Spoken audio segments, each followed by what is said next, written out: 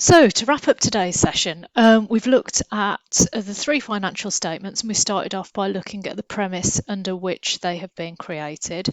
So, we need to really wrap it up by pulling out anything that's particularly interesting, really, that you've come across. But also, there's some other things to consider, so other relevant information. So, by this, what I mean is we are looking at, so we've looked at the numbers, we really need to sort of look at what the words say and almost cross-reference it, see if the narrative in the financial statements, if there's any mismatches between the words and the narrative, if there's any particular concerns you've got, if you've noticed something seems a little bit sort of out of sorts and there isn't necessarily sufficient explanation. But it's also worth considering here the qualities of good financial information. So the idea when we've got our financial statements there are two things that make it really important when it comes to the narrative, so the wording around financial information. So the concepts are faithful representation. So this means that the information must be presented in a really neutral way. So there are no mistakes in it. That's going to be very hard for you to check because obviously you haven't been involved in the content creation. However, the language of it, you could be quite critical on that to see, is it neutral? Because I would argue that, and this is just a sort of personal opinion, the financial statements are in many ways a marketing document to try and encourage people to buy into the business in a variety of different ways through being stakeholders in numerous forms. So actually, is the language genuinely neutral? So that could be one thing that you pick up on. The second thing is relevance. So actually, and this one I think is quite difficult to really consider here because we've got so many different stakeholders, what's relevant and what isn't relevant to them. So actually, could it be influential in a way that potentially leads people down the wrong path?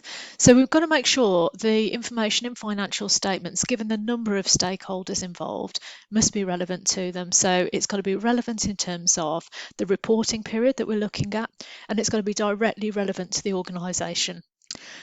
So I've suggested here, when considering their financial position, what other financial information could you use to support and contrast with your findings?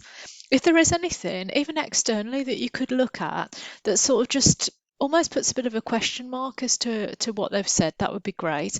However, there may be no holes to be picked. It may have been done entirely appropriately, it's been audited properly, so actually you're just reporting on what's being considered. I just think it's worth being quite critical in the sense that actually there is the scope, especially in the scale of information, so significant in terms of the volume for error, and the error has potentially quite significant implications based on the types of decisions made on that financial information.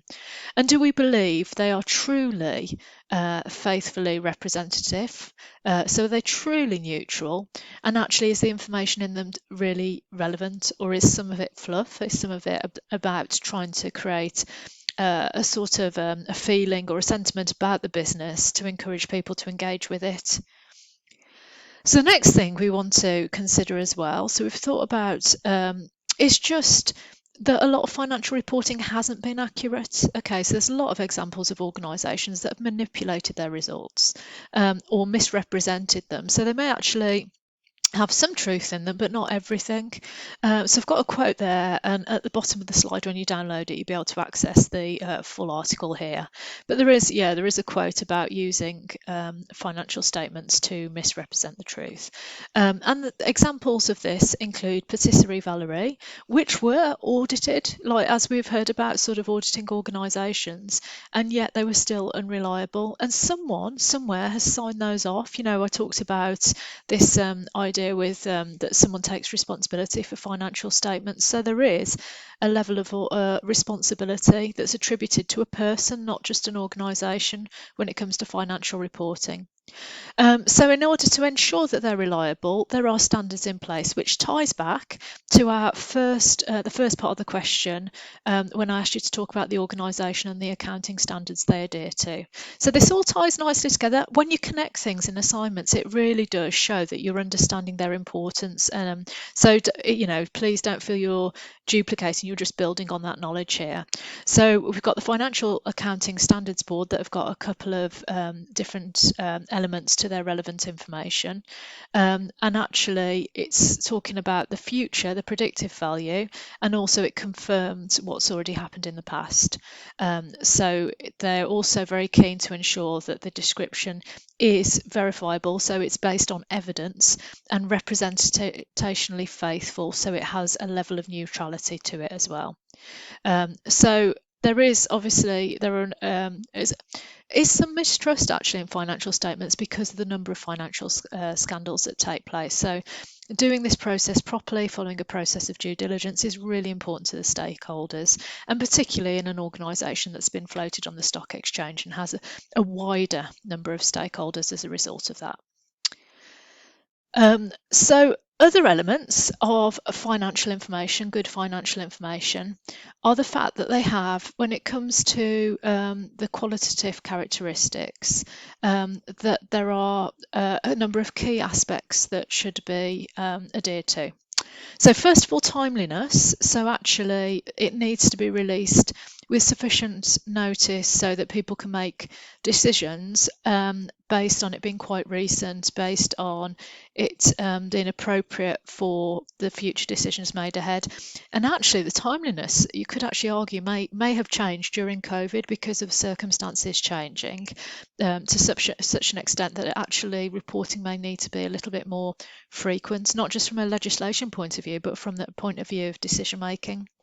Comparability. So the idea, and I love this in accounts where you can see year on year different changes, and from this create calculations. And obviously if we were to look at fame that you've been introduced to, that will have a series of years for the organisations you're looking at. Verifiable, so can it be checked? So generally this happens by them getting auditors in, which we've mentioned they do and they have to sort out. So these are external organisations with a really high trusted reputation to demonstrate that everything that's been accounted for is trustworthy. And then you've got this idea of it being signed off at the board level potentially. So I've got an example here of AGN Corp, so that's on Westwood Business Park, so this fictional organisation. They would use external auditors, as would your organisations, as they're on the FTSE Techmark 100. It must be understandable. So this is a bit where you could almost offer your opinion on this, because you're not necessarily got a financial background. So actually, do you understand the information as it's presented? Even the language when they're doing the notes, really, you should be able to understand, because you're potential investors. So the financial statements, even with no background, no business A level, you should be able to actually make sense of when these figures don't stack up. There should be notes explaining why. So do you feel that they've achieved that criteria of understandability? So we've been quite critical now about the information that we've looked at. So I'd like you to conclude this section in your report by commenting on the above, so those 4 characteristics and the 2 that I've mentioned beforehand, in terms of the financial statements that you've looked at. Just focus on the ones that are really relevant here, but actually, do the numbers and the narrative stack up together? If there's anything that concerns you, bring that out. If there's anything that you feel they've done really well, bring that out. The critical analysis is about comparing and contrasting, and it's about a sort of a deep analysis of actually not just accepting what an organisation's doing, but critiquing it and thinking about how it can be done better. And obviously this also ties in to the final part of the report, which is about communication, because this financial interpretation is the basis, is one of the means in which they're communicating it with stakeholders. So we're looking at it not just from their performance, but also some of these criteria here are around the effectiveness in how it's been communicated. So that's it really for the first assignment. Now you've had all the bits of the jigsaw, and now it's up to you to start really looking at those reports, looking at all the financial information that's presented from the organisation, and being critical in your interpretation, your analysis of it. Okay, good luck.